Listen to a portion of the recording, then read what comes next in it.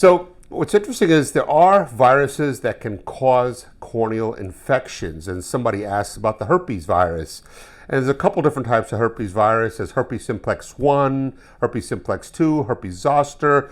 They're in the family. Herpes zoster causes shingles. Herpes simplex 1 causes mouth sores.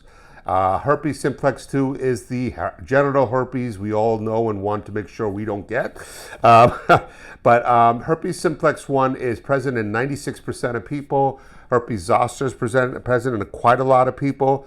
It actually lives in the nerve endings, and the nerve endings include in the cornea, and sometimes when the immune system, for whatever reason, can't control that virus, it creates an infection, usually in a situation where for some reason or another, there's some sort of immunocompromise that prevents the immune system from controlling the virus and therefore causes an infection.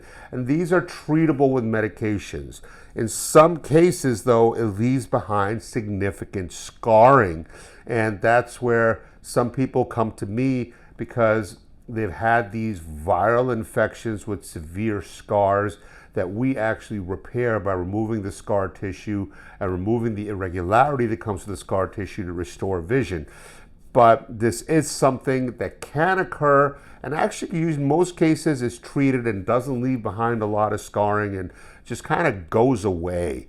And you really need to be, of course, seen properly and have the proper medication, oral, or there are certain drops that can be used also.